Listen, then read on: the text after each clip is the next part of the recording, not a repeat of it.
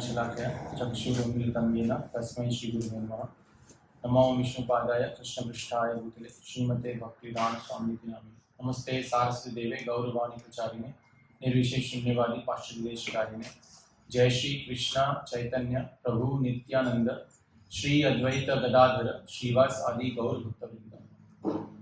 Hare Krishna Krishna Krishna Hare Hare, Hare Ram Ram Ram Hare Hare.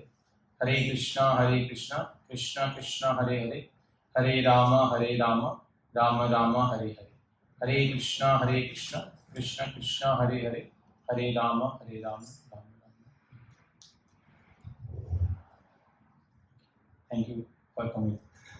Well, I think we will have more people trickling in because usually we have the sessions at 7:15, but today actually the session is of 3 hours, but I'm going to speak at 2x speed. I'll make it 1.5 hours. So then I thought maybe we can start early. So we'll quickly do a quick recap of what we discussed from session 1. Okay. How we seriously have, right? Yeah. We see almost 3/4 recaps. I mean, part of it. So we started with, what did we start with? What is the difference between animals and human beings? Ahar, nidra, vaimithunamcha. And this is a common thing: eating, sleeping, defending. But the difference is that human beings can inquire, right? They have the potency to inquire about who is God, why are we here, right? Those kind of questions humans can inquire, but animals can't. Then we discussed that we are all looking for happiness. Actually, we did not discuss why we are looking for happiness. Once I asked the person, why are you looking for happiness? He said, to remain happy. That we are all looking for happiness, but there is why we are looking for happiness, we'll discuss in next session. So we are all looking for happiness, but we are not getting it. There is some pinprick. There is something that is blocking us. And we discussed there are 3 kinds of miseries: Adi Bhautik, Adi Daidik, Adhyatmik. You will be thinking, why are we revising all this again? Today's session we will be discussing some of these points, so it will be easier for you. So Adi Bhautik, Adhyatmik, and Adi Daidik. And then we discussed these are problems which is relative. Some might have, some might not have. But there are 4 problems, real problems, which is common to all. Nobody can avoid it. Right? And what was the third one? Nobody wants it. Right? Nobody can avoid it, nobody wants it, but it's common to all. Which was death, sickness, disease, birth, thinking, aging, old age. Correct? Birth, death, old age, disease. This is Janma Mrityu Jara Vyadhi. Janma Mrityu Jara Vyadhi. Right? Birth, death, old age, and disease. We discussed that. And after that, after discussing these 4 things, we then finally discussed that how this world, material world, is Dukkhalayam Ashashvatam, right? Dukkhalayam Ashashvatam, which is full of miseries. Correct? And then we discussed that why this world is full of miseries, that we have not discussed. But then the question comes, is there God who has created such a kind of world? Right? So in the next session, which was last week's session, we discussed that how people doesn't have faith, complete faith, that complete conviction is not there, right? People might say that they believe in God, but little bit they hear about why Darwin's theory is right. Yeah, maybe, right? But conviction is not there. So we discussed A, B, C, D, E, F, right? A for behind every artist there is an artist. Behind every beautiful organization there is an organizer. Behind every creation there is a creator. Behind every designer there is a designer. Behind every design there is a designer. Behind every energy there is an energetic. And finally, behind every flawless laws there is a lawmaker. Right? And then we ended with saying what is the prime duty. Again, same thing. That is to understand God and to understand our why we are here. And basically, when you understand the creation, you understand His existence, and then you start inquiring. Athato Brahma Jigyasa. This is the first verse from Vedanta Sutra. Athato Brahma Jigyasa. Now is the time to inquire. and only humans can do it. Right? So today we'll be discussing about the science of God. Interesting. So if you think about it, people have different conception of God. Correct? People have different conception of God. For many people, God is that currency note that you see. In God we trust. Right? Gas, oil, and defense. Right? For some people, God means generator, operator, and destructor. Destroyer. Right? So once I was distributing books like this kind of books. Nobody loves to know. I was distributing the books in San Francisco, Fisherman's Wharf, and I met a person. Front of the T-shirt was mentioned that I used to be an atheist. I said, okay, I used to be. Things have changed for him. So he was walking and it was mentioned, I used to be an atheist.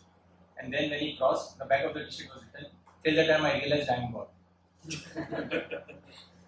Right? So people have different perceptions about who God is. Like as I mentioned last time, right? Cricket is my religion and Sachin is my God. Right? That is the kind of people have that kind of conception also. There is also Church of Google. If you Google Church of Google, you will see the 10 Commandments also. So we see so many different conceptions people have about who God is. Right? This is Friedrich Nietzsche. He wrote a theory. He said God created this world and then he died. God is dead. And then later on, when he died, below that, someone wrote, Nietzsche is dead, signed God. So basically, people have different conceptions. How many of you have heard about 6 blind men and an elephant? Everyone? No. So 6 blind men were given a task. They were blind men, but they were very curious to know that how does an elephant looks like. Right? Because they are blind, they are not able to see. So they were wondering how does animals look like, elephant looks like. So they went. You see that? It was 6 men of Hindustan to learning much of India's hardly in the right and all were in the wrong.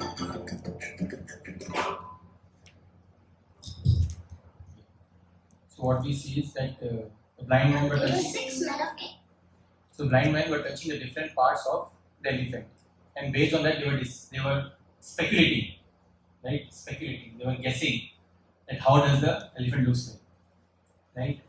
So they all were able to touch the elephant, right? They all were able to touch the elephant, but any of them were correct? No, right? So the next point is there are 3 ways of acquiring knowledge. We see that by touching, they were not able to come to a conclusion. By guessing, they were not able to come to a conclusion. Right? In various scriptures, it is mentioned that 3 ways of acquiring knowledge. The 3 ways of acquiring knowledge. One is Pratyaksha Praman. Pratyaksha Praman basically means that things by which you get knowledge through the sensory organs, by seeing, by touching, by smelling, those kind of things. Pratyaksha Praman. Second is Anuman Praman, that is guesswork, right? That is maybe God is like this, maybe God is like that. Anuman Praman. And third is Shabda Praman. Shabda Praman basically means through hearing. Shabda means words, right? And Praman means obviously proof. So there are 3 ways of understanding, getting the knowledge, acquiring knowledge. First is Pratyaksha Praman, second is Anuman Praman, and third is Shabda Praman. So now we will see ways are mentioned of acquiring knowledge. Go to the next one. Pratyaksha Praman, direct perception, right? If I see things, then I can believe. That is a very standard point, right? If I can see, then I will believe, correct? So if you see on the left hand side, there is a straw in the glass, correct?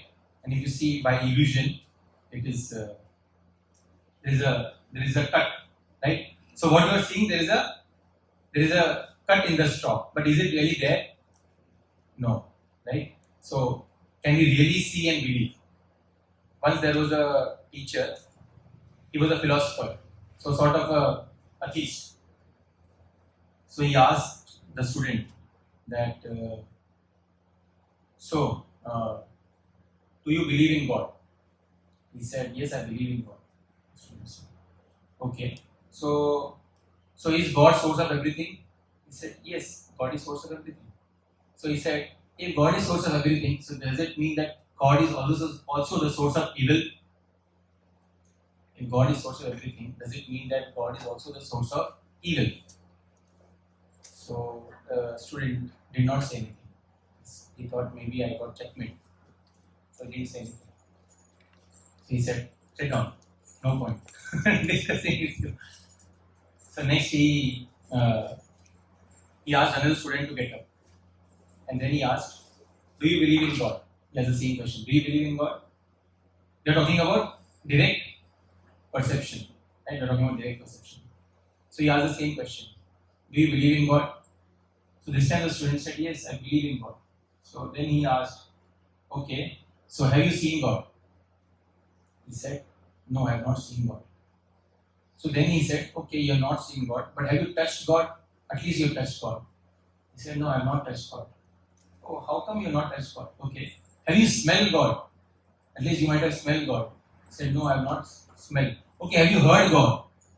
He said, no, you have not heard God. So he said, through our sensory organs, you have never felt the presence of God. That means by this protocol of science, there is no God. The kid felt very bad and he said, okay, he sat down. So then one kid, he got up and he said, sir, I have one question. I have actually two things to discuss. Is it okay? He said, yes, no problem. So he said, first question I have for you. This professor only he asked one question. So the first question he asked the professor is that, is there darkness? He said, yes, there is darkness. So then he said that if there is darkness, and then he said that is light the source of darkness? Right? Sorry, is the source of light darkness? Source of light is darkness. So then the professor said, no, source of light is not darkness. The absence of light means there is darkness. Right? So he said similarly, the absence of God in our life leads to evil. But God is not the source of evil. Did you get it? The absence of God in our life is the reason for evil. But God is not the source of evil. He said, okay. Then he asked, okay, now next question I have is for the professor, for the students. So he asked, how many of you have seen the brain of professor? None of them raised their hands. He was already shocked. Professor just looking. He said, okay, you have not seen the brain of professor. So definitely you, all you students would have seen, at least you have touched the brain of the professor. So they said, oh, we have not, sorry. I think he also want to ask. So he said, okay, you have at least touched the brain of the professor. He said, no, we have not touched the brain of the professor. At least you would have smelled the brain of the professor. They said, no, we have not smelled the brain of the professor also. So then he finally said, so by the protocol of science, I declare that he did not declare. But the professor understood. Right? Not necessarily what we see, we can believe it. Right? So basically we see that three ways of acquiring knowledge. One of the ways which is Pratyaksha Praman might be misleading. And we will see why. Right? So now this question is to you all. If I ask the same question, do you believe there is brain? You have brain? Yes. Why? Because you can think. Right? Because you can think, you know there is a brain.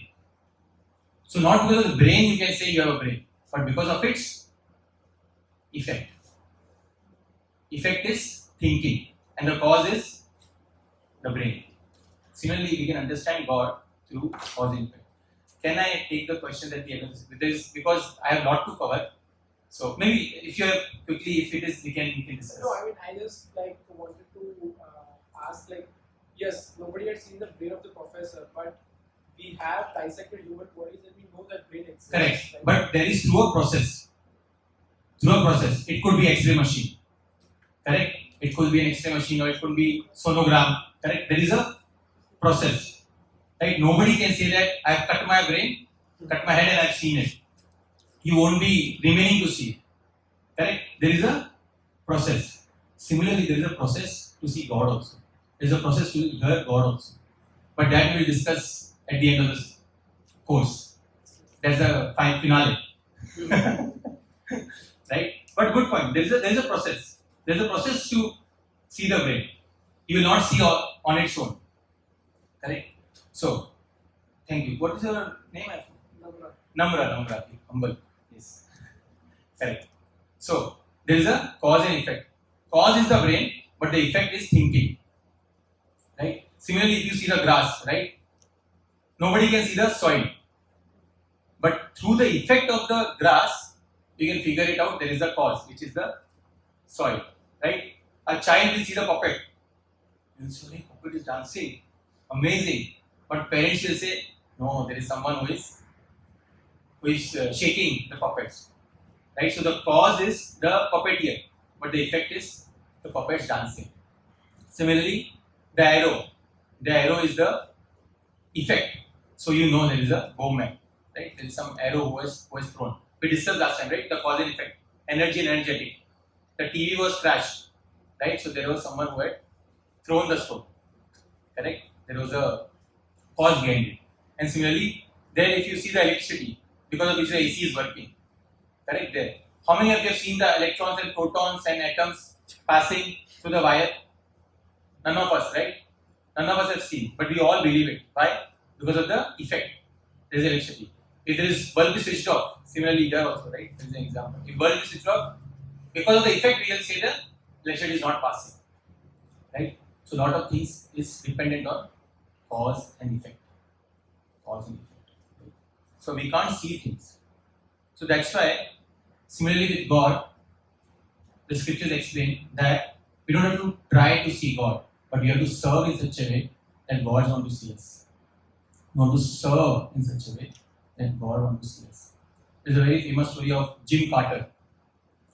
Jim Carter was running for an election. He was one of the presidents of US long time back. So he was running for an election and he won the election.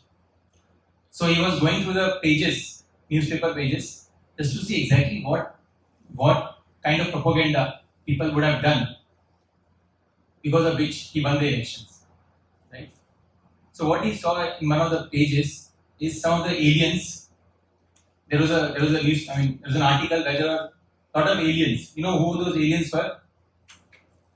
The Hare Krishna dancers. A lot of people, when they see Westerners dancing with saffron robes, right? They see some kind of weird. Who are these people? So this Jim Carter, he saw these people on that page. They were dancing. So he's completely confused. Who are these people? Because obviously, if you see something not normal, you gather a lot of attention. Right? You will gather a lot of attention. So then what he saw is in that picture, there was a person standing, seeing the entire dancing of the Hare Krishna monks, and he had a placard. And the placard was, vote for Jim Carter. So this Jim Carter said, this guy who was holding the placard came up with an amazing idea, because everyone was seeing those people. So obviously if they are seeing them, so they will also see this placard. So he said then, I want to meet this person. I want to meet this person who came up with this idea of showing the placard. Simple thing he did, right? He was just showing the placard of Jimmy Carter, right? But he said, okay, I want to see this person. And then the people whom he told, he said, we don't even know where this person lives. He said, doesn't matter. You try to find him. So this entire thing was happening in University of Florida.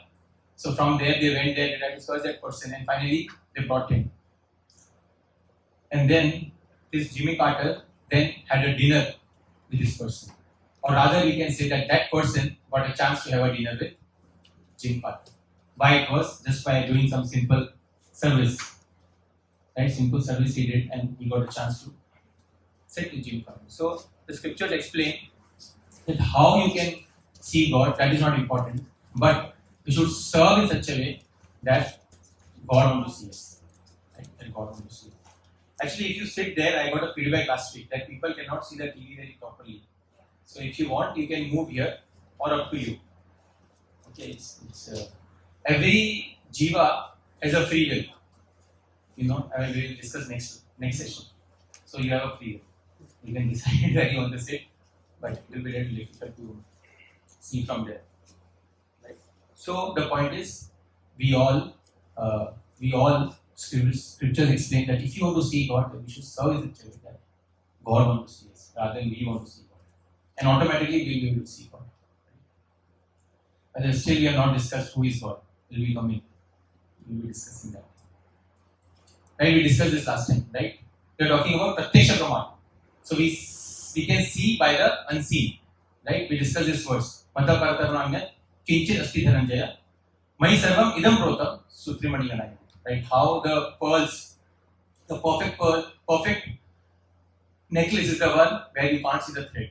Right? But just by the pearls, nicely bind, you can say that there is a thread. Right? So just by seeing the creation, you can understand that there is a presence of God. Now we will discuss what are the 4 reasons by which we cannot depend on our senses. Right? Because we discussed we cannot depend on our senses. But what are the 4? What are the reasons? What are the defects that we have because of which we cannot depend on our senses? This is very important because this is a very standard question that people will say. Oh, I can't see God. Oh, I can't. My manager said the same thing. But I didn't say anything, obviously. But he also said the same thing. But so there are 4 defects. We'll discuss each one of them. First is imperfect senses. Imperfect senses. Right? We saw that glass, correct? So here also, if you see on the left hand side, there are twins in the womb. And one twin is saying to other twin, one child is saying to other child, because he's not able to see the mother, he's thinking this is life.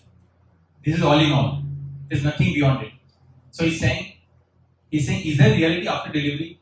Obviously he doesn't know the delivery, but the point is, he thinks that I'm going to stay in the womb forever. He doesn't know. Why? Because he can't see. Right? He can't see. So there is a defect.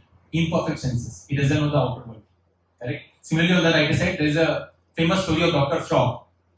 So there were some frogs who were staying in the well, small well, and near that well, there was a big Atlantic Ocean, huge. Obviously, you all know Atlantic Ocean, big. So all the frogs were staying there together. So one of the frogs somehow he came out of the well, and when he came out of the well, he was trying to explore the place, and he saw Atlantic Ocean.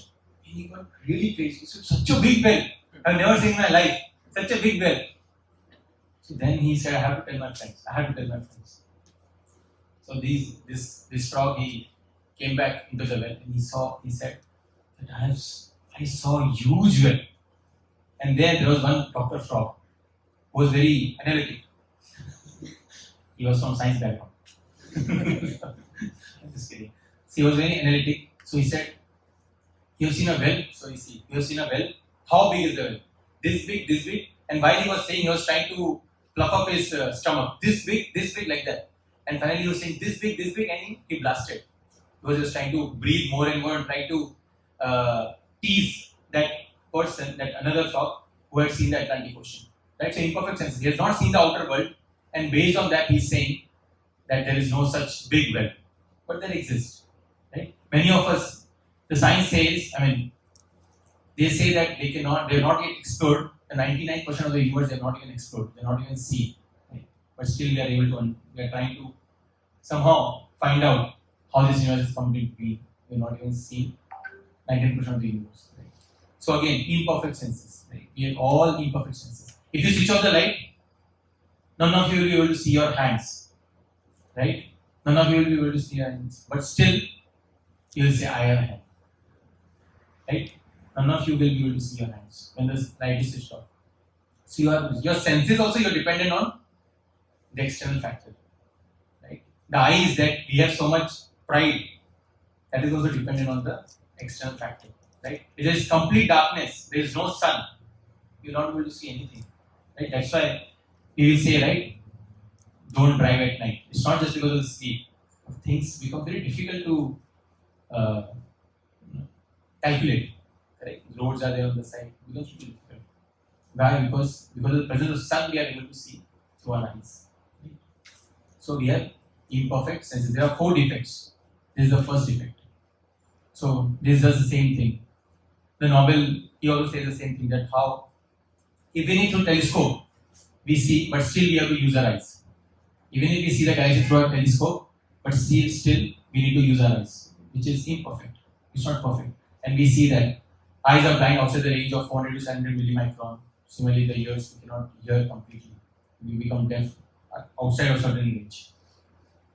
Second is, we tend to be illusion. We saw that photo, right? That straw. We tend to be illusion. Correct. This one. What are you seeing here? 2 old men, or one old man and one old woman, or you're seeing a young man and a young woman. Right? Our senses tend to get illusion. Not able to see one young man and one young woman. Yeah. Oh no, they are both young men. Sorry, I only got illusion. There are 2 young men, right? Here and here. Right? 2 young. Third one is inside the door, correct. From the door is coming out, right? But from one side we will see that there are 2 old men. One old man and one old woman. Right? So our senses tend to be illusion. I can take 30 minutes, no problem. If you don't understand this slide, you cannot understand the rest of the slide. I can see old man now. Who wants to volunteer? To show? Please come. The old man. Dilwale दुल्हन ले जाएंगे शाहरुख खान जैसे. The man is playing guitar. Oh, Yeah. wow. This way. See the face. Don't worry, we have a video behind it, so it will make perfect sense. Sorry, imperfect sense. Harsha, you got it? Don't worry, next video will explain more in detail. Understood? So our senses tend to be illusion, right? We think it is like this, but we don't know. Everybody understood, right? Yeah. Doesn't matter. Point is, you should understand this concept that our senses tend to, right? So we see that how our senses tend to be illusion, fall into illusion. Correct? So we discuss first. We have imperfect senses. Correct? We're talking about pratyaksha praman, right? Why we cannot perceive certain things when we say that, oh, by seeing I'll acquire the knowledge. Not necessarily, right? And we are discussing 4 things. What are the problems with that? First is imperfect senses, and second is we tend to be illusion. Right? Tend to get illusion. Third is we tend to commit mistakes. Right? We tend to commit mistakes. Atomic theory. Do you think only once atomic theory was done and they were said, okay, now I have completely believed in this atomic theory? There was a range of atomic theories that came. First Dalton came. Then Thomson came, this guy doesn't know much. There's a lot of mistakes he did. Let's go to the next one. Then Thomson proposed one theory, atomic theory. Then Rutherford said, oh no, this also is a mistake. Right? Then he proposed next atomic theory. Then Bohr produced next atomic theory. Finally Schrodinger. So you see everyone is proposing next theory, and we say science can solve problems, but they also can commit mistakes. Third thing is we tend to commit mistakes, right? Do you think we all tend to commit mistakes? If that would not be the case, then we all be getting 100 out of 100 in our exams, right? I did not get. Also committed mistakes. Right? We all tend to commit mistakes. That is the third thing. We all tend to commit mistakes. Right? This will explain you. We all tend to commit mistakes. Solitaire toil. Oh, sorry. I have to give some backdrop. Some of you might not know. So this blue guy, he has come to get a diamond ring, and that white guy is the seller. He is trying to sell the diamond ring. Okay. So just to give context.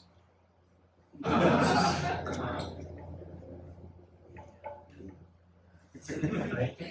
So what was the thing? The blue guy, he was saying, show me bigger one, more bigger, more bigger. So this S man was thinking that this guy really loves his wife a lot. Right? And then when he asked when was the anniversary, he said it was yesterday. So he also committed a mistake. He forgot when was his wife's, their anniversary. So we all tend to commit mistakes, right? And then we have to pay more money. Correct? Like this person. But the point is, we all tend to commit mistakes, right? We all tend to commit mistakes. So whenever any theory also comes, there are high chances that there might be mistakes. Right? There might be mistakes. And finally, we all have the tendency to cheat others. Right? We all have a tendency to cheat others. Right?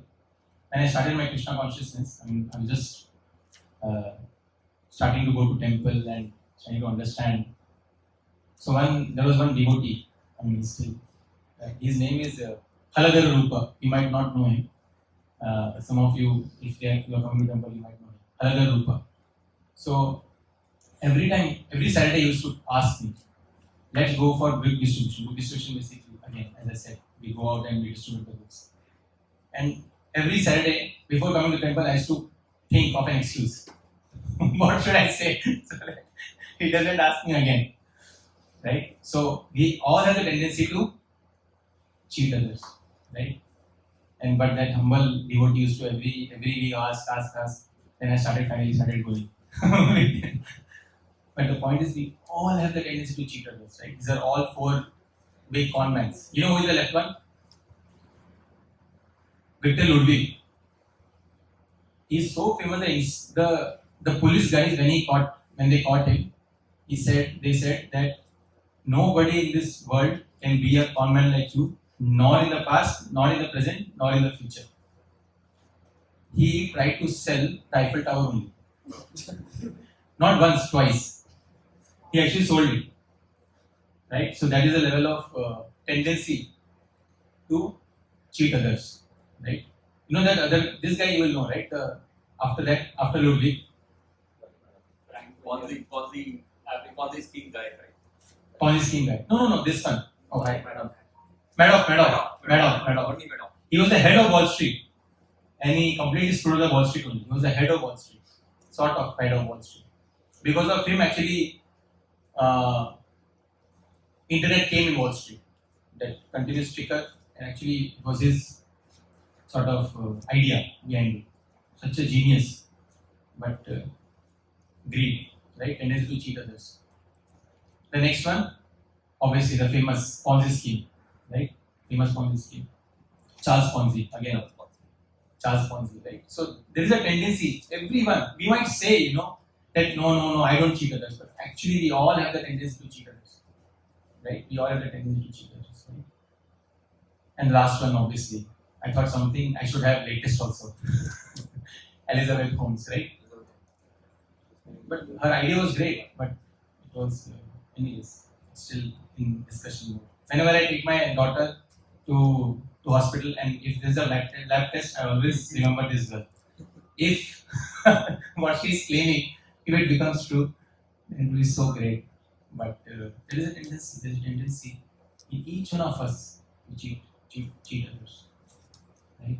And because of that, the Pratyaksha Praman, right, that direct perception that we are saying, that cannot be possible because there is a lot of underground problems with it.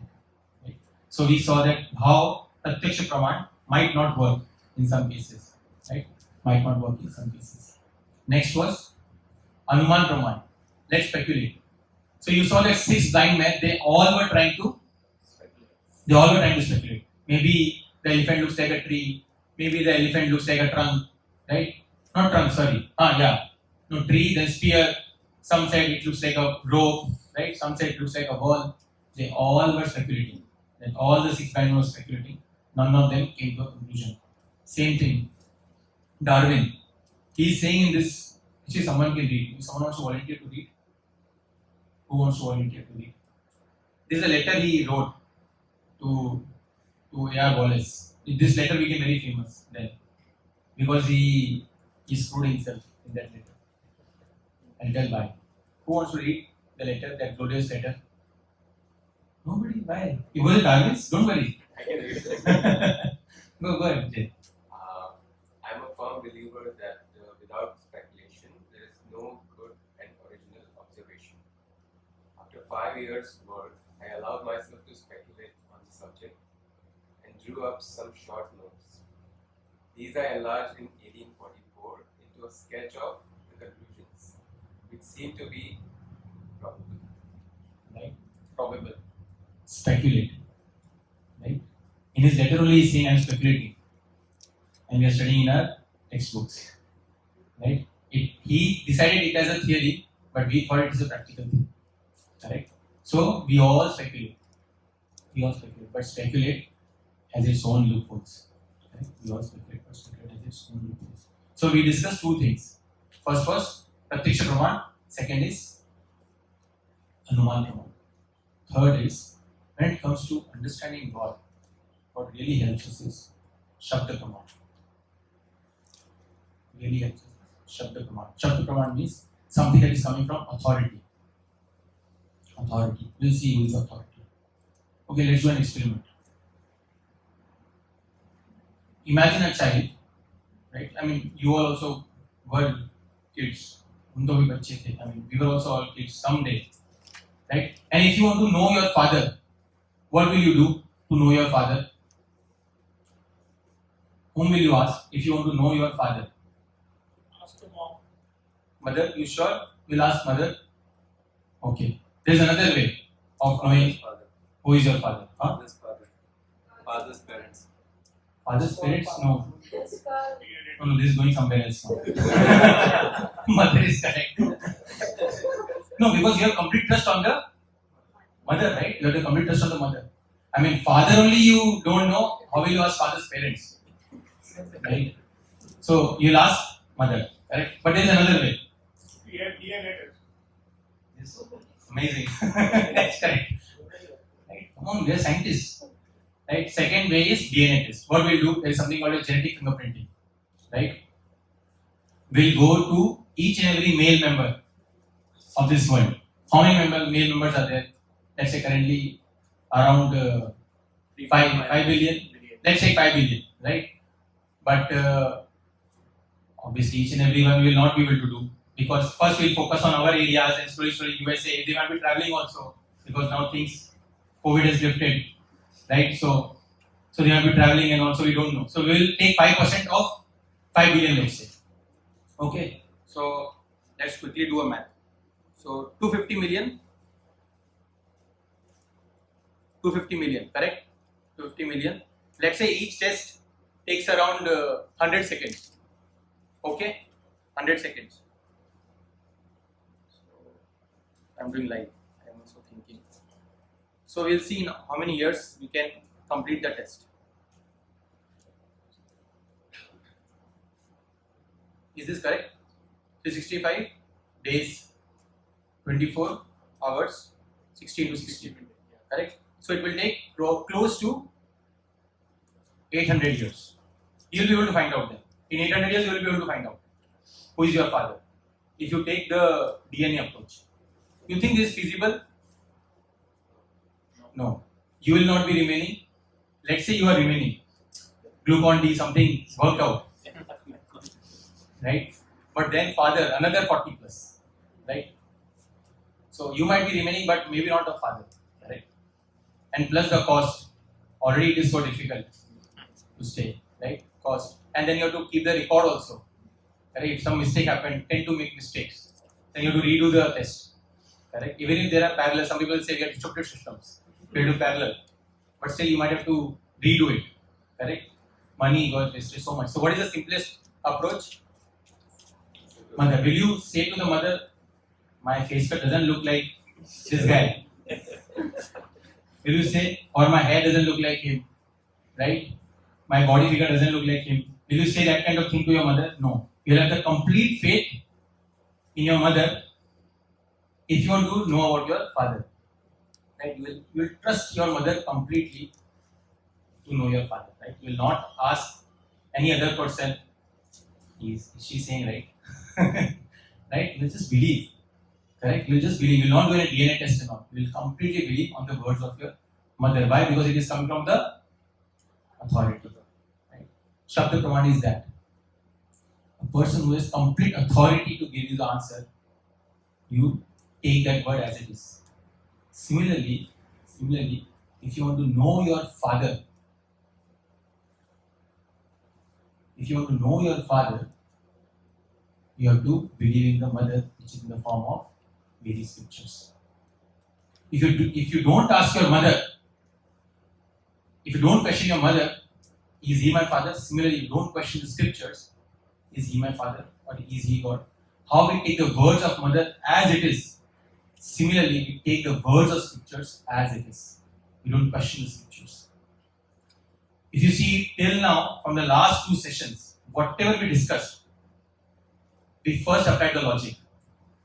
I asked you all the questions, right? There was a discussion. I asked you the questions. What are the things common between animals and humans? You answered, and then I showed it is mentioned in the scripture also. You answered what is the difference, and then I showed in the scripture also. Right? You answered that there is happiness, but there is a pinprick, and then I showed okay, it's in the scriptures also. Right? So the basis for your logic, it was backed up by the scriptures. Right? Similarly, in the next session also, we all first used our logic, and then at the end of the session, I showed Mata Paratarmanne Injirasti Dhananjaya. I showed the verse, the scripture, right? So it was all based on your logic, backed up by the scripture. From now on, we'll be discussing our basis will actually be scripture. Because now we have understood to know our Father, to know our God, we need to fall back to our mother. Right? We have to fall back to the scripture. Right? We have to fall back to our scripture. So these are different scriptures that we have read: Ramayana, Mahabharata, Chaitanya, Chaitanya, Bhagavad Gita, Srimad Bhagavatam, and the 4 Vedas, obviously. Right? But then there are so many scriptures. We don't have time. I mean, there are so many things: Facebook, WhatsApp, Instagram. I mean, come on. How can we spend so much time on the scriptures? There are so many scriptures. And especially if you talk about very scriptures, come on, it's like it will take ages to complete, maybe more than 800 years. Right? So in Kali Yuga, in this Yuga, what are the 2 most important scriptures that all the saints have unanimously agreed upon? And that is Bhagavad Gita and Srimad Bhagavatam. Bhagavad Gita and Srimad Bhagavatam. So mostly what we will be discussing will be from these 2 scriptures. We will be discussing many other scriptures as well, but these 2 will be our foundation. And that is the discourse is Gita in a nutshell. Sarvopanishado Gavo, Dogda Gopalanandana, Partha Vatsa Sudhir Bhokta, Dugdam Gitamritam Mahat. So I want to read the translation. It is one of the Upanishads. Gita Upanishad, Bhagavad Gita. So I want to read the translation. You are raised and you want to read. Yeah. This Gita Upanishad, Bhagavad Gita, the essence of all the Upanishads is just like a cow, and Lord Krishna, who is famous as a cowherd boy, is milking this cow. Arjuna is just like a calf, and learned scholars and pure devotees are to drink the nectarian milk of the Right? So this is essence of all the Upanishads.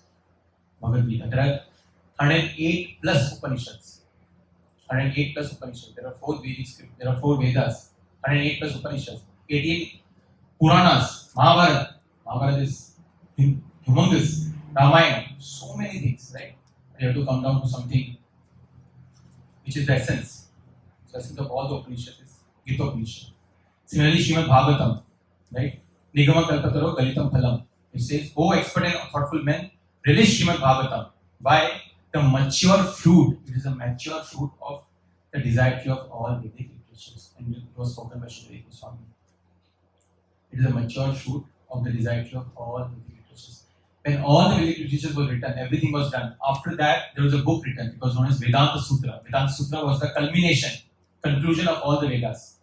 And the commentary on that Vedanta Sutra is actually Srimad Bhagavatam, which was written by Vedas at the end, final scripture that was written. So that's why it is considered as the most mature fruit. It is the same what is mentioned in various scriptures also, but as you can think of it as It's a crash course of all the Vedic scriptures. It is a gist of all the Vedic scriptures. It's very, very beautiful. Very, very beautiful. It's Srimad Bhagavatam. Yeah. It comes in 18 Puran, 12 cantos. This is only one canto. The 12 cantos, it comes in 18 books.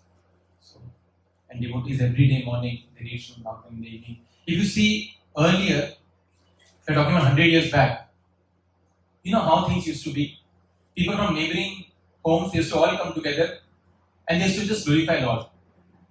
They used to not ask, what is this, what is that. They used to just glorify Lord. They used to be happy with that. But now our brain has become so complicated, right? But sometimes simplicity is better, right? And if you see, we all have faith in something or the other. Faith is an integral part of our everyday life, right? We all have faith. We cannot say that I don't keep faith, right? We all have faith. We all go to salon, right? And that guy is putting a razor near our neck, right? Are we saying, my God, this guy is going to cut me? Right? Imagine you have so much faith in that guy. Right? So much faith you have kept in that guy. Right? Have you seen that Mr. Bean? Yeah. Suddenly that guy comes and he is actually not the salon guy. And he rips off the hair. And then the child goes back home. His mother gets angry. The mother comes back and the child says, I like this design. I like this. Right? So, we have faith even in the saloon, right? You never know. What about the flight? Pilot, we have not even seen that guy. Pratyaksha Praman. We have not even seen that guy and you're thinking, okay, we'll be safe. And we'll be safe. What about cooks? Right? We go to the restaurant, you're ordering something. We don't even know what that guy is doing inside. He might be frustrated. Right? And just sometimes, one chef, anyways, I don't want to scare you guys. But I got scared. Anyways, right? We keep our faith even in do we know that who is cooking? We don't know. We don't know his consciousness. We don't know anything. Wow. We don't know how months of food be in the fridge and being served us hot. We think, wow, it looks so fresh. We have no clue, but we are keeping our faith in that guy. Right? What about doctors? We don't even know. Right? Do we ask whenever we go to see the doctor, please show me the certificate. You have passed or not the exam. We never ask. We have that faith. We have kept that faith. Right? So, faith is an integral part of our everyday life. In everything we have to keep faith. Some level of faith is needed. Right? G equal to 9.8 meter per second square. How many of you calculated in the labs? I did. I never got 9.8. It was 9.83, 9.876, and the teacher used to say, just put 9.8. Complete your experiment, otherwise you will be flunked. And we should write also 9.8. We did 10 experiments, average came 9.8. Right? We have faith. We have faith in they might have done the right thing. Correct? So many universities, right? They're teaching us. Right? We are going there to learn. We don't ask that, whether they will be going to teach us right or wrong. We have that faith. Universities that will teach us right things. So we have faith in each and everything. Faith is something which is an integral part of our life. Right? So similarly, we need to keep faith in our scriptures also. Right? But scriptures is an orthodox thing. Who believes in scriptures nowadays? Come on, we are modern people, right? Modern people who believe in scriptures. It's a mythology. Right? Mythology means what? See, at one level we believe in God from the scriptures, and then we say it's a mythology. It's a mythology. Mythology means study about myths which has not occurred. So we are contradicting ourselves only, and we don't realize, but it has been thrusted into our heads that these scriptures are mythology. Right? See this. Early Indologists wished to control and convert the followers of Vedic culture. Therefore, they widely propagated that the Vedas were simply mythology. Max Mueller, perhaps the most well-known early Sanskritist and Indologist, right? So we see that how mythology, scriptures of mythology, has been thrusted into our heads. So, and if you see the very scriptures, that has answers to almost every scientific proofs that has now come. Like for example, how the world used to look. We saw in the last session, right? I did a 1.5x speed, but you got a glimpse that how the world was already mentioned in Mahabharata, how the world looks. Right? Then we saw this video of embryology, right? Everyone has seen, right, this video, and I will not run it. Remember this one? I'll just run it for 2 minutes, not 2 minutes, 20 seconds. That entire embryology that we discussed in the first session, everyone has seen, right? I'll just go ahead. Otherwise we don't have that much time. Yeah. Similarly, in scriptures, there are already predictions, indefeasible Vedic predictions about Gautam Buddha, first degree BC. It's mentioned in Srimad Bhagavatam, 3rd canto. And then you have Chanakya. Chanakya mentioned in 12th canto. And then you have Emperor Ashoka, again 12th canto. This is all coming from Srimad Bhagavatam. Vedic scriptures are actually vast. Right? Now we are slowly inching. There's also one more video which I wanted to show, but we have less time. That's why I have purposely kept at the end of the session. If we have time, we'll see. That actually explains that how this entire world actually came into being. Entire world, how this entire universe actually came. There is a complete scientific understanding of that from 2nd canto of Srimad Bhagavatam. How the time is measured with respect to earthly kingdom and the higher planets. Everything is mentioned in Srimad Bhagavatam. If we take the time to read it. Anyways, so next thing comes is, so we have now understood that scripture is the mother through which we can know our Father. The next question comes is how to define God, how to understand what are the parameters by which we can say that He is God. Correct? I mean, otherwise anyone can come and say, let's not be clear. I am God. Right? What are the parameters by which we can say? Like there are different funny definitions. Like recently I was reading, what is the definition of tear?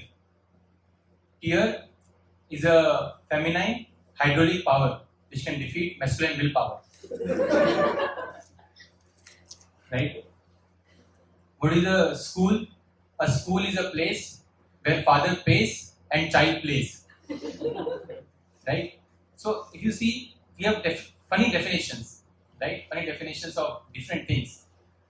But scriptures explain what is the definition of God. You can repeat after me. This is very, very beautiful verse. It talks about 6 opulences. If anyone who has 6 opulences, these 6 opulences in full, he can be say that he is God. Aishwarasya samagrasya Viryasya yasashasya Jnana vairagya yoschaiva Sannam bhagaitingana. Full wealth in full, not like little bit here and there. No, full wealth. You should be owner of everything.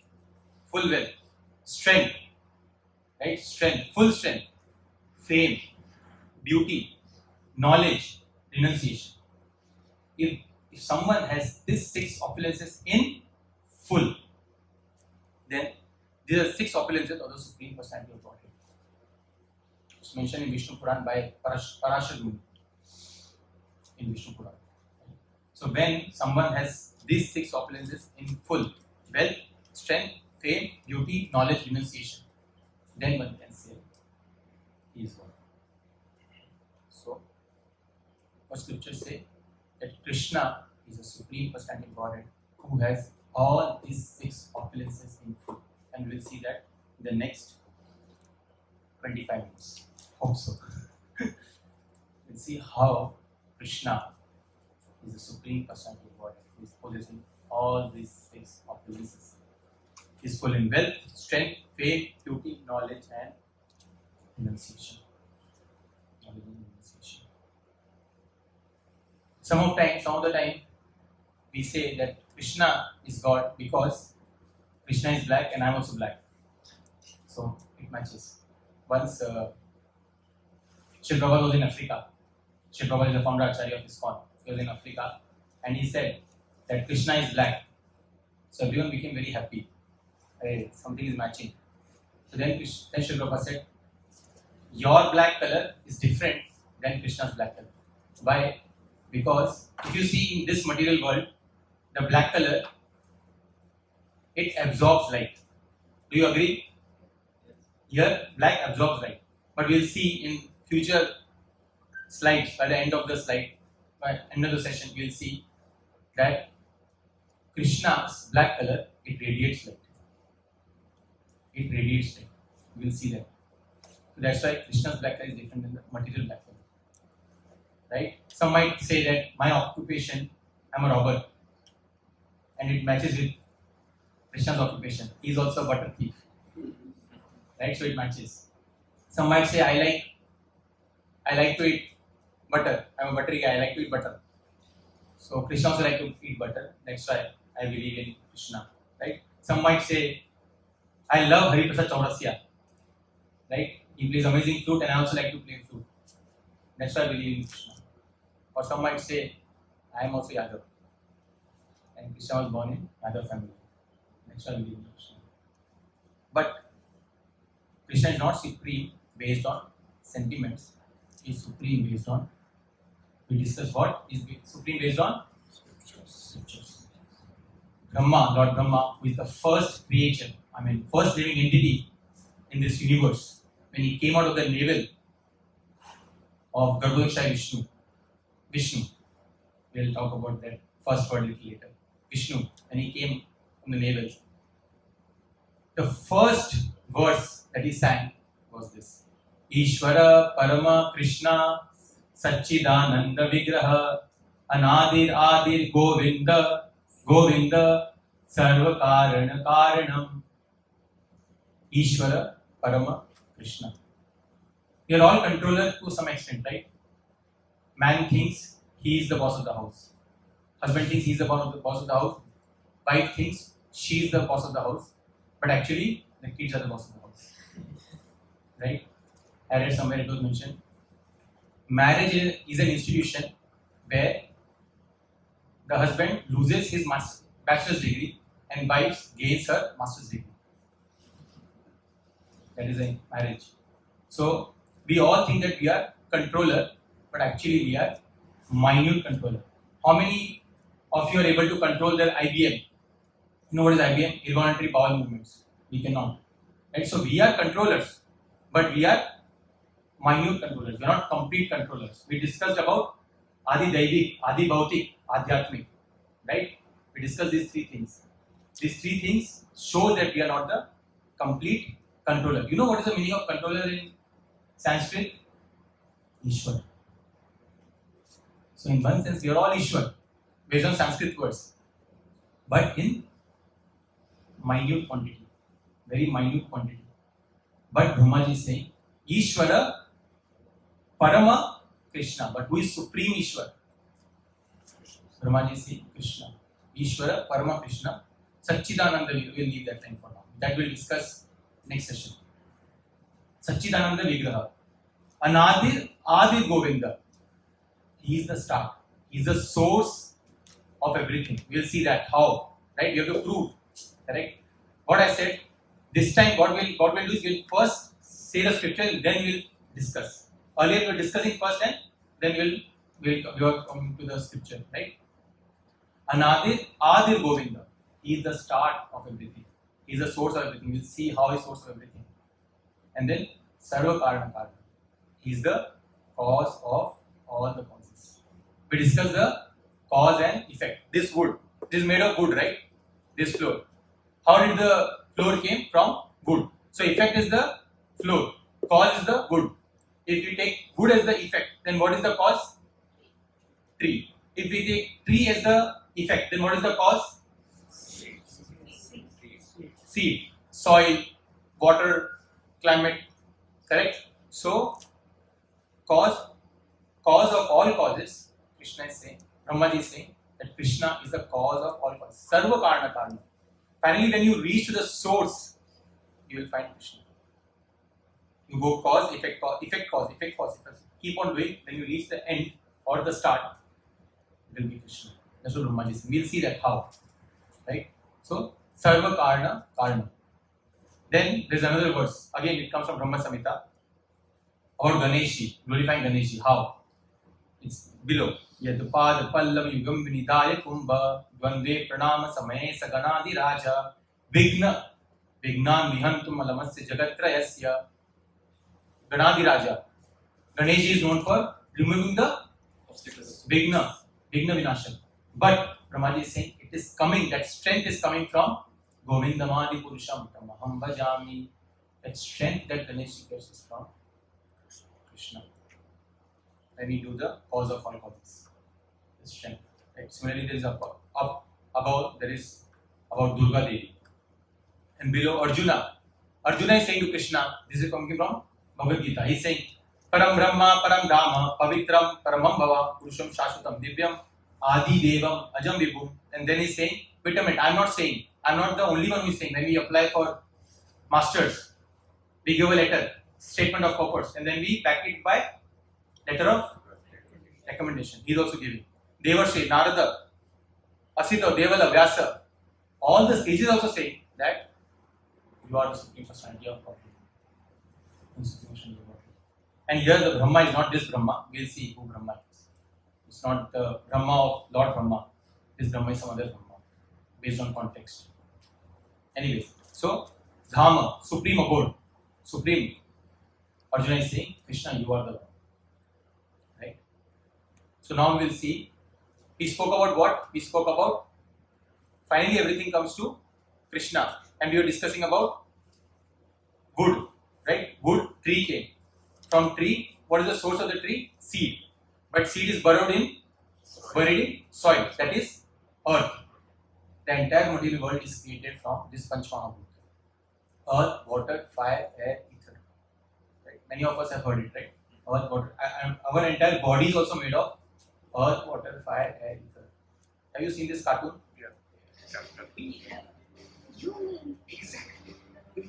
What is this about? When I was reading this script, I always think of this guy. Even he is blue color. Anyways, so the point is earth, water, fire, air, and ether. Krishna is saying in Bhagavad Gita, Bhumirapo nalo vayu kammano buddhirevacha ahankara iti yamme bhinna prakritirashtada. 7.4 Bhagavad Gita. He's saying that Bhumi, Apo, Nala, Vayu, and Kam, ether, everything, bhinna prakritirashtada. This matter, everything originates from. This all matter originates from me. But then the question comes, our body is also made of matter. This wood is also made of matter. So what is the difference between this one and myself? Is the consciousness. Correct. Consciousness. We'll discuss that in the next session. But Krishna says in the next verse, 7.5. Some might think, oh, 7.4, oh, okay. It's only talking about matter, right? It's okay. Matter doesn't matter. Anyways, right? So then he says, Aparyam idastvanyam prakriti vidhi me param jiva bhuta mahabaho yedem dharite jagat. Not just matter. With the consciousness, I am the source of the consciousness. Krishna is saying, I am the source of the consciousness. So we discuss the matter, which is the lowermost. Obviously, above them is, right? Agreed, right? Above them is consciousness. Have you heard about any other living entities who are above us also?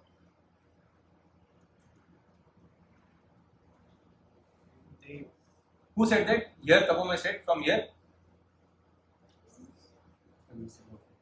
Tapan. Oh, same. Tapan, Tapoma. They are thinking similarly. Okay. So, Krishna is saying, I am the source of all the devatas also. All the demigods. Na me vidu suragana prabhavam na maharshaya aham adi devana maharshinam cha sarvasha. On the right he said, neither the host or demigods nor the great sages know my origin or opulences. Imagine, even they are not able to find out. Right? And scientists are trying. For in every respect, I am the source of the demigods. So this Devatas. It is coming from Bhagavad 10.2. Right. So now what is remaining? We did matter, living entities, Devatas, high position, and then finally comes this one more, incarnations. Krishna is saying, I am the source of all the incarnations also. This comes in Srimad Bhagavatam, first canto, third chapter, verse number 28. In that chapter, Shukadeva Goswami is one after another, is putting all, one after another, all the incarnations is putting, which is Matsya, Vamana, all. And finally, he says, are you able to see that verse on the left hand side topmost? No? Anyways, I'll try to recite that verse loudly. You can remember 1:3:28. Don't write it down. It's a beautiful verse. This verse is, it is considered as Paribhasha Sutra. Have you seen a ship? If you have not seen, at least you have seen in books or something.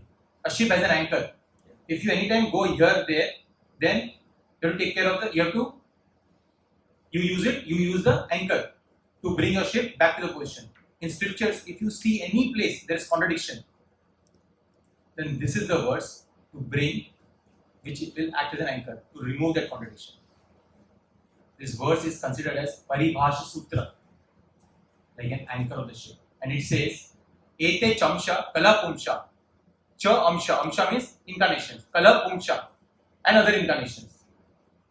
Ete Chamsha Kala Pumsha. There are many incarnations and sub-incarnations, but Krishna's to Bhagavan Swayam. Right? What does Bhagavan? We saw this same verse, Bhagavan, in that verse also.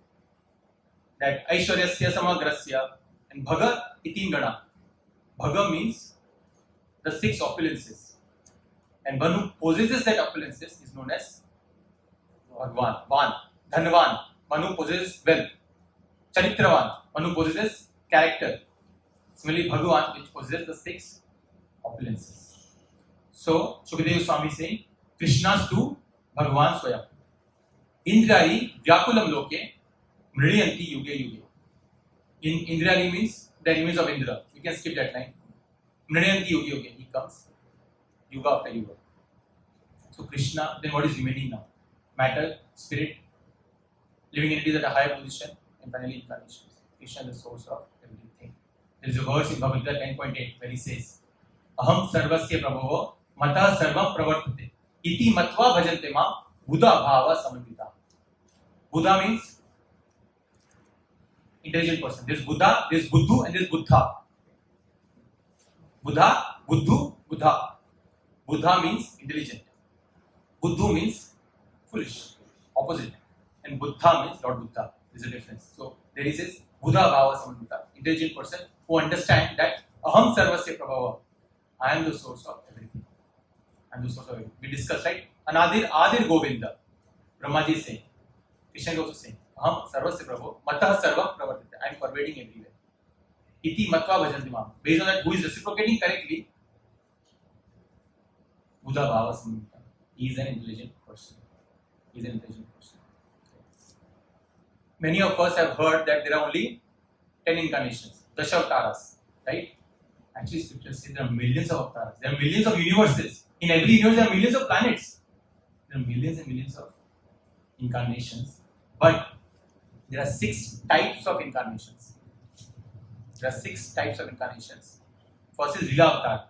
Ramachandra, they are all under Lila Avatars who come to perform some pastimes. Then there is Purusha Avatars.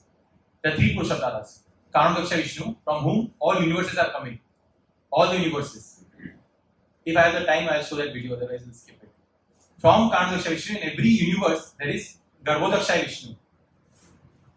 When we say that Vishnu from whose navel Brahmaji comes, is actually Garbhodaksha Vishnu. And then there is Shirodaksha Vishnu. That I will discuss next session. The 3 Purusha Avtaras. Then there is Guna Avtaras, mode of goodness, mode of passion, mode of ignorance. We'll discuss in 4th to 6th sessions. We'll skip now. Shaktara Avtaras. These are the Avtaras which they are not God. They are living entities like us, but they are empowered. Parshuram. Lord Buddha, Kalki Avatar, they are considered as Shakti Avesh Avataras. They are living entities, but they are empowered by Supreme to do something extraordinary. Manvantara Avataras. Have you heard about Manu? They are considered as, there are 14 Manus in one day of Brahma. They are considered as Manvantara Avataras. And then finally, here, Yuga Avataras. For every Yuga, there is an Avatar. So, like that, there are 6 categories of Avatars. Right? What I have shown you is actually, this is just for this course, this is enough. So, we see that Krishna is the incarnation. He is not considered as Avatar, he is considered as Avatari. The relation between Avatar and Avatari is considered as Avatari. Right, now what is the confusion? Confusion, great combination. Oh, I 322, my God. See, I told you. So it will be okay. Now to go with 3x. Okay. So Krishna came from Vishnu or Vishnu came from Krishna, right? मैं समय हूँ. In that समय, time is saying that Krishna is the incarnation of Vishnu. How to understand now, right? If you see actor, I mean, let's take example of Amitabh Bachchan, right? Amitabh Bachchan, when he comes as Lavaris, he comes as Kuli, he comes as Vijay, right? He comes as Sharabi, but Amitabh Bachchan is still Amitabh Bachchan, right? Similarly, the logic that is given is Krishna, when he wants to manifest certain qualities, he comes in that incarnation. He comes as Vishnu when he wants to exhibit certain qualities. He comes as Ramachandra when he wants to exhibit certain qualities. He comes as Kurmadev when he wants to exhibit certain qualities. The other example that is given is of a restaurant owner and a restaurant manager. Our owner of a restaurant will never come to the restaurant. He has just built the restaurant, but he is not taking care of the maintaining it. There is a restaurant manager for that, and all the people know the restaurant manager because they are dealing with him, right? But sometimes restaurant owner comes and he sees the place. Things are going on, okay, and all the people will think that actually he is coming from the restaurant manager, correct? It's like I can give you a simple example. Marissa Mayer and David Fallow. You know these two people? Marissa Mayer was the CEO of Yahoo and David Fallow was founder of Yahoo. But David Fallow was reporting to Marissa Mayer. David Fallow had $5 million worth of total net worth and Marissa Mayer had $320 million. There is no chance that he will be, right? But he is coming just because he has that passion for continuing what he is doing. But otherwise there is no reason to work, right? If you see that, I'm just giving a very crude analogy, but the point is that Krishna is the supreme personality of Godhead and Vishnu is also. But when Krishna, there is another verse which actually Brahma Samhita explains. Deepa Chirevai Dashantaram Obhyupetya. We'll skip the verse, but the light of one candle being communicated to other candles, although it burns separately in them, is the same in its quality. So there is no difference between Krishna and Vishnu in one level. Both are same. But when Krishna wants to exhibit certain qualities, he comes as Vishnu. And adore the primal Lord Govinda, who exhibits himself equally in the same mobile manner in his various manifestations. So when Krishna comes as he is in the material world, once in a lifetime of Brahma, then he is known as, then he comes as Krishna. Otherwise, everyone comes through Garbhodaksha Vishnu or Shivadaksha Vishnu. So all these incarnations we spoke, they actually coming from Garbhodaksha Vishnu or Shivadaksha Vishnu. Krishna comes as he is. And that's why he is known as Avatari. He is known as Avatari and not Avatar. Right? Now we'll discuss the main point, right? Krishna, how he is possessor of the 6 opulences. Right? He is considered as Bhagavan. We'll now rush. Before that, in scriptures, when different personalities are speaking, there are different names given to it, right? If you see when Lord Shiva is speaking, it is mentioned as Rudra Vacha. When Dhritarashtra is speaking, it is mentioned as Dhritarashtra Vacha. When Brahmaji is speaking, it is mentioned as Brahmo Vacha. When Devatas are speaking, it is mentioned as Deva Uchu. Uchu means plural. many devtas are speaking together. It is mentioned in 10th canto when Brahmaji and all the demigods are going to the shore to meet Lord Vishnu. And then when Sanjay is speaking in Bhagavad Sanjay Vacha, but when you see Krishna speaking, it is mentioned as Bhagavan Vacha. When you see Vishnu speaking, it is mentioned as Bhagavan Vacha. Krishna is mentioned as Bhagavan Vacha. Why? Because he is the possessor of the six opulent senses. Wealth. We all think that we are very wealthy. We are coming US, right? We are earning high-tech job, right? We are very wealthy. Jeff Bezos, so much wealth. Warren Buffett, so much wealth. But none of us can say that we have wealth of all the worlds. None of us can say that, right? But Krishna can say that because he is Lakshmipati, right? Husband of Lakshmi. You know why Lakshmi ji is considered as Chanchal? We say that Lakshmi is Chanchal. Lakshmi doesn't stay at one place. You know why? Because we are so much enamored by Lakshmi ji that we don't care about her husband. Lakshmi says, where there is no respect for my husband, how can I stay there? And that's why we say that Lakshmi is Chanchal. She doesn't stay at one place. But where we respect Narayan, automatically Lakshmi ji also comes. We don't have to work separately for it. If we serve Narayan, we serve Narayan. So he is the possessor of all the wealth, right? He is the possessor of all the wealth. Even Jeff Bezos' wealth also, if you see Sarva Karana Karana, we'll come to know that is actually Krishna owns it. That's why when Jesus will live, he will not take that wealth along with him. He has to leave behind. Right? He has to leave behind. Strength. Have you seen that Atlas? He's holding that earth. You remember that Atlas? He's holding and he's struggling. When we see weightlifters, they are holding it for 2 seconds and they are struggling like as if they are going to die now only. Right? When Krishna was holding Govardhan, he was holding with his pinky finger, the most weakest finger, and not for like 2 seconds or 2 minutes or 2 hours or 2 days. For 7 days, 7 nights, he was holding the Govardhan for 7 days and 7 nights. That shows the strength of Krishna. Right? This shows the strength of Krishna. Fame. If I tell you someone has ran away from the battlefield, will you respect that person? He has ran away from the battlefield. My God, what is this? But Krishna is glorified because he ran away from the battlefield. He is known as Ranchor. Right? Mandir ma kaun che, they sing like this in Thakurji. Thakur. Mandir ma kaun che, Radha Ranchor che. Right? And obviously we know the story. 17 times he defeated Jarasan, but Jarasan still came. Said, what this guy, who will fight with him again? At the same time, there was another plan. He wanted to deliver Muchukanda, his very dear devotee. So he ran away. But because of his running away from the battlefield, he is glorified. Right? He is glorified. On the right, we see Makhan Chor, right? Butter thief. If someone is a robber, we will not respect, right? We saw that con mans. We don't respect them, right? We don't respect them. But Krishna is respected because of his stealing of the butter, right?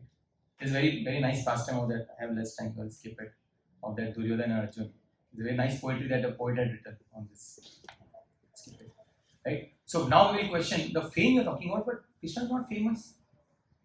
I don't think Krishna is famous everywhere. Right? But if we see now, because of Srila Prabhupada, he is famous in all the world, entire world. You go to any place, you see the Westerners dancing. You see Canada, you see Africa, you see Mexico. Any place you will see Krishna is famous. Now someone will say, but what about before Srila Prabhupada came, before ISKCON came? Krishna says in Bhagavad Gita, 10th chapter, 10th chapter, verse number 41. Yad yad vibhuti mat sattam shrimat ujate memeva tatat eva vachattam mama tejo amsha sambhava. He says that anything attractive that you see is actually spark of my splendor. If you are attracted to Sachin Tendulkar, then understand that attractiveness that is coming in the form of cricket is actually coming through Krishna. If you get attracted to Tom Cruise, that attractive look is actually coming through Krishna. Because he's saying, Yad yad vibhuti mat sattam. Anything attractive that you see in this world, Krishna is saying, it is a spark of my splendor. So anything that you are appreciating in this world, you are actually indirectly appreciating Krishna. Krishna says in Bhagavad, even the water that you taste, I am the taste of water. I am the taste of water. And God, we are talking about this world, this earth only. What about millions of planets we have? Millions of universes we have. Have you gone and checked that? It is mentioned Indradev is continuously worshipping Vamandev, Krishna in the form of Vamandev, along with his younger brother Upendra. Right? So what about speaking of this earth? We are talking about other planets, higher planets also. Krishna is famous all over the universe. Brahmaji, all the sages in Brahmaloka, they are worshipping Krishna. Beauty. I mean, you go to Mayapur and you see Radha Madhav. I mean, you will faint. You will faint. Very beautiful.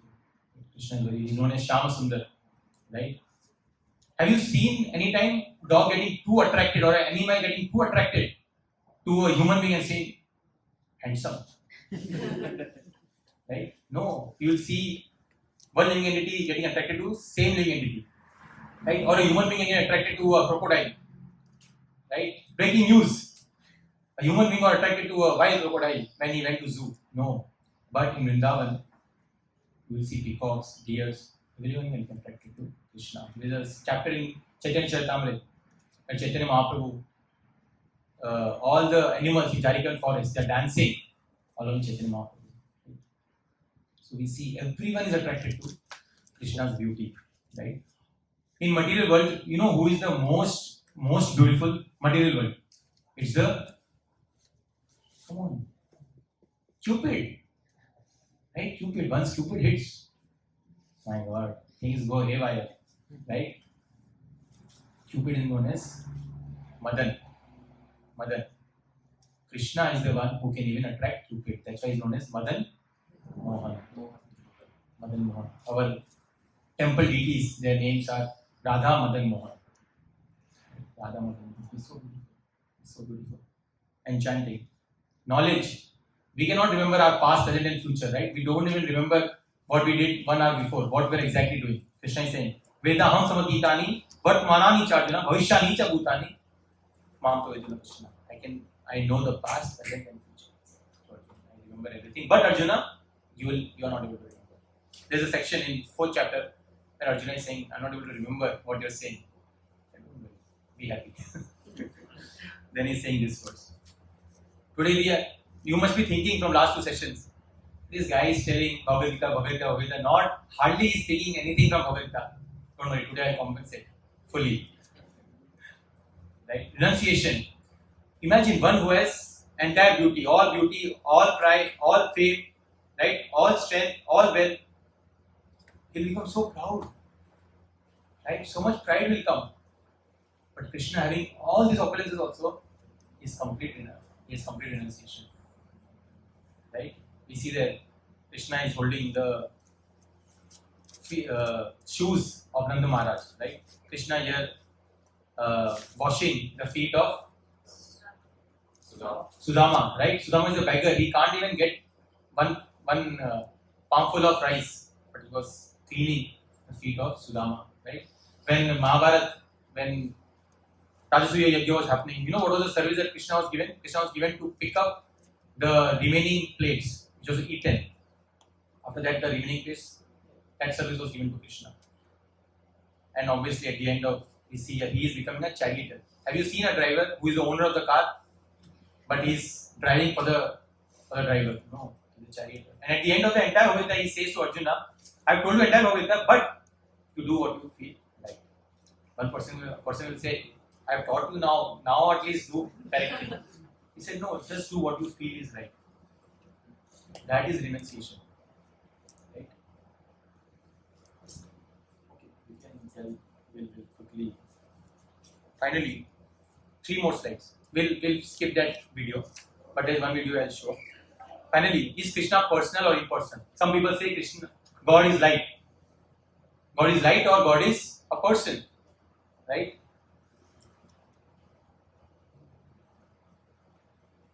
Krishna is both existing as a person and as impersonal. If you say Krishna is impersonal, then God lacks something, that is personality. Right? And if you say Krishna is a person, then he lacks something that he cannot have formless. He is not formless. So you are lacking something. But God is Purnamida Purnam is full.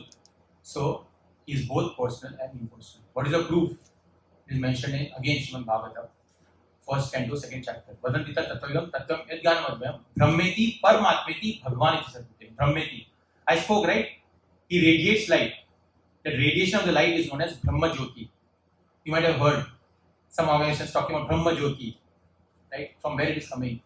Actually from Krishna. That is Brahma Jyoti. That is Krishna's light. But then the question comes, so Brahmeti Paramatmeti, we'll discuss Paramatmeti in the next session. Bhagwan iti shabdate. So one can understand absolute truth, God in three ways. Bhagwan, Paramatmeti and Brahman, which is Brahma Jyoti. Right? But now the point is, what is superior? Right? Is sunshine coming from sun or sun is coming from sunshine? What is the basis? Sun. Similarly, Brahma Jyoti is coming from Krishna. Krishna says in Bhagavad 14th chapter, verse number 27, Brahmano hi pratishtaham. I am the source of that Brahman. I wanted to discuss more on this, but lack of time will skip. Krishna is saying, I am the source of Brahman. Why I am telling you all this is because there are so many organizations, you will be hearing so many things, but you should be able to understand what is what based on scriptures. Right? Krishna is both personal and impersonal. Right? Both personal and impersonal. And then Krishna says, I am the basis of that Brahman. Left No, and let's stop this. This is very big. This actually explains the entire multi-dimensional universe and the time measurements. We don't have time. This is a nice video. We'll just stop with this. Can you share the link on the WhatsApp? Yes, I'll do that. Yes, I'll do that. It's a very nice video. We'll discuss. We'll watch this video for 2 minutes. After that, I'll do a quick announcement. We will be going very late today. That's a bad news. Okay. But we will be doing 2 courses, just in case if people are really running late, and then we'll start the next part. And especially for those who have kids, elderly, and who are running late, you can be ahead of the line. Please.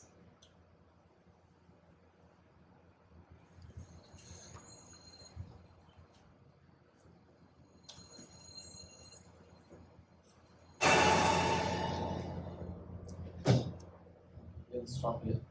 Thank you so much for